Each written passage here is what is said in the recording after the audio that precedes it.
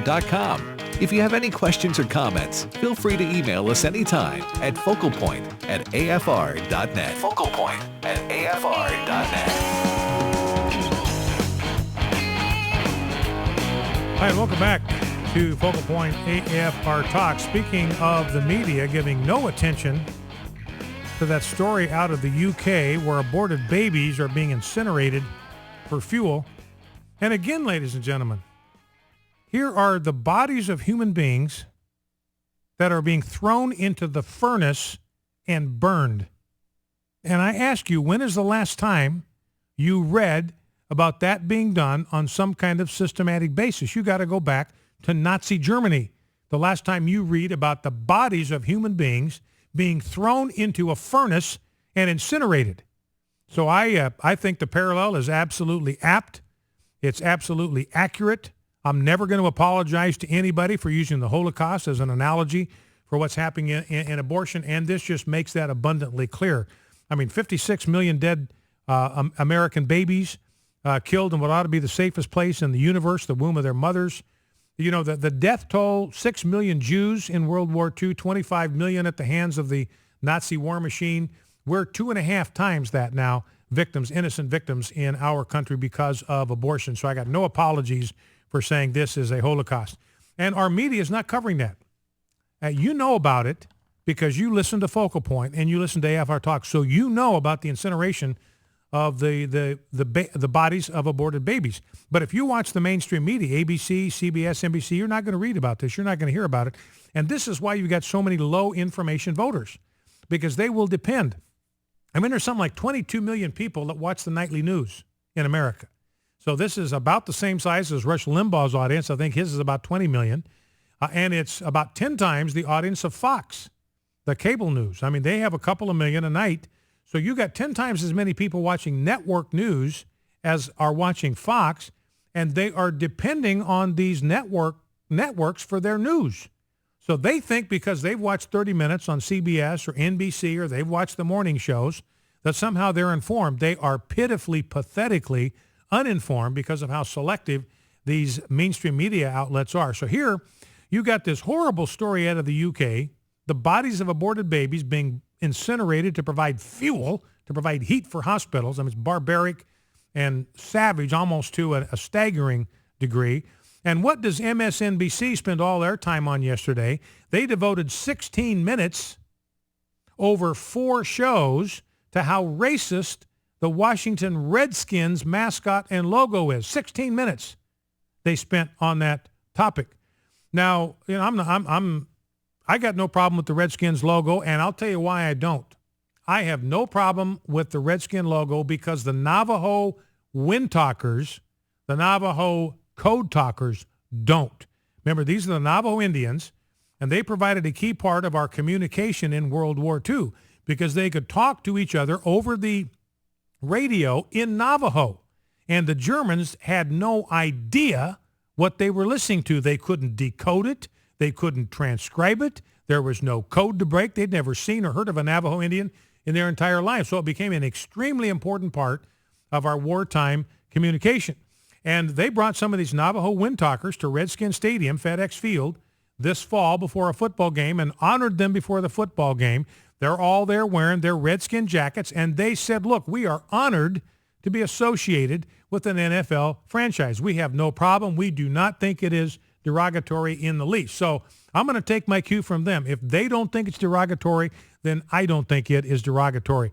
You know, and the Redskins logo, if you remember, we went over this before, but it was picked in honor of the first coach. The very first coach of the Washington NFL franchise back in the 1920s was a full-blooded Sioux Indian. So they named the team in his honor. It was a way to honor him, not insult him, not demean him, not degrade him, but to honor him, and he was happy for the honor. And there's a high school, I mentioned this, that's on an Indian reservation. I don't remember exactly where it is, but there's a high school on an Indian reservation. They've been in existence. They've been competing in athletics for 104 years. This is on an Indian reservation, and the mascot, the nickname of their high school team is the Redskins. I rest my case. Now, let's talk about this business yesterday with the Supreme Court hearing. Let's grab clip number 1 if we can. And by the way, this thing seemed to kind of line up along gender lines. I told you one of the things I said just reading the first reports out of the hearing yesterday is that the female justices were turning this into a case of sexism. This wasn't about the Constitution. This wasn't about the First Amendment. This wasn't about religious liberty. This, to them, was all about gender. They tried to turn this thing into a case of sexism. So Elena Kagan, Sonia Sotomayor, and they had the nerve to say, hey, look, well, why doesn't Hobby Lobby just pay the tax? Just pay the penalty. $2,000 an employee, they can handle that. But you realize with the number of employees they have, I think that's something like $260,000 a year they would have to pay in penalties. They would be penalized for exercising religious liberty. This is not what we do in the United States of America. We do not punish people. We do not penalize them. We do not fine them. We do not throw them into jail for exercising their constitutionally protected right to the free exercise of religion. But these female justices, Sotomayor and Kagan, very cavalierly said, hey, why don't they just pay the fine? It ain't that big a deal. What's $2,000 to a company like Hobby Lobby? So just the callousness there. I mean, where is any compassion? Where is any kindness in that?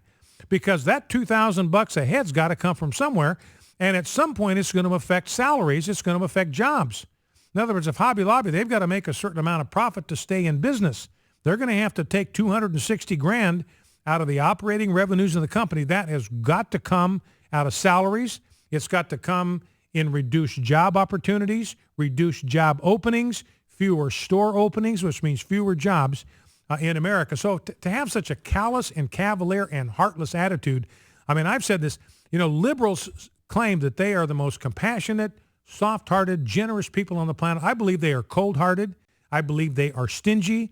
I believe most liberals are indifferent to genuine suffering. And you see that with these 3 female justices on the Supreme Court. Not an ounce of compassion for the ordinary working men and women who work at Hobby Lobby.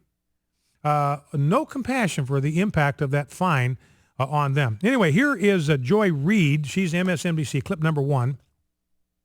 She's talking here with Laurie Windham, who represents the Becket Fund for Religious Liberty. So Laurie Windham is one of the lawyers. Becket Fund was one of the legal firms that was in the Supreme Court arguing this case on behalf of Hobby Lobby and Conestoga Wood.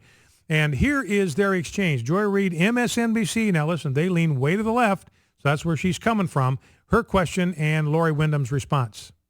Let me ask you about another business that thinks that the federal minimum wage is usury, and they decide they don't want to comply with federal minimum wage laws because it violates their religious tenets. Or what if you had another business whose owners believe that women's place is in the home, therefore they don't feel they should be compelled to consider women for employment? We've heard all of these wild hypotheticals, and I think Congress has already answered that with the Religious Freedom Restoration Act.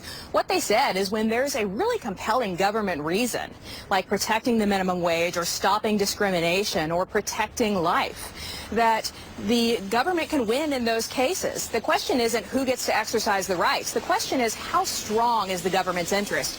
Here, the government's interest is really weak because they have already exempted plans covering tens of millions of Americans from this same mandate. So how can they exempt so many millions of plans on one hand and yet fine the Green family on the other? So that's a really, really good point. There's a couple of responses to this. Joy Reid says, well, what about a company that doesn't believe in the minimum wage? They've got religious objections to the minimum wage, which I do, for instance.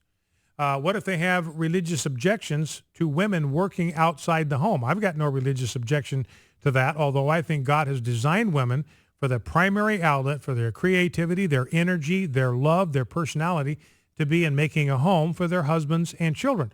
Are they obligated? Are they commanded, ordered by God to do that? No. But I believe that is God's basic design for women. Not that everybody's got to fit that plan, but that is his fundamental design for a relationship between the sexes. That's how we design male and female to work together. But the point is, and somebody made this point. One of the justices, Elena Kagan, brought this up. What about these cases? And Justice Samuel Alito interrupted at that point or injected at that point, and he says, have any of these claims ever been brought? And have they succeeded? And the attorney had to say very few. I mean, there have been, who is Who is suing against minimum wage laws on the grounds of religious liberty? Nobody. Who is suing that they should they cannot hire female employees for religious reasons? Nobody's suing on those grounds. So it's just, as the Beckett Fund attorney said, this is completely hypothetical. And I'm going to tell you right now, I discriminated on the basis of gender. When I was a pastor, I'm going to admit to you right now that I discriminated on the basis of gender. When I went to hire a receptionist, when I went to hire a secretary, when I went to hire somebody who was going to answer the phones for a church, I wanted the most welcoming, inviting, hospitable voice on our end of the line I could find. And I said, guys, don't bother applying. I am discriminating on the basis of gender here. Males need not apply for this position. One of the things that God has built into women, I believe, is that he's designed them to be warm, to be hospitable, to be open-hearted, to be open-handed, to have their arms open, to be welcoming and receptive, to create a welcoming, a nurturing, inviting environment. I said, I want a woman answering the phone for our church because I want the first tone that they experience when they interact with our church to be one that invites them, that is embracing and is welcoming. I said, guys, that's not you. So forget about it. I got other jobs I want guys to do in the church, but this job is going to be reserved for a woman because of the unique things that God has built into women. So I discriminated. I absolutely discriminated on the basis of gender. You want to come and sue me? Equal Opportunity Employment Commission, knock yourself out. I will be happy to admit in court that I discriminated against males. I discriminated on the basis of gender. But the other thing, you start asking these larger questions.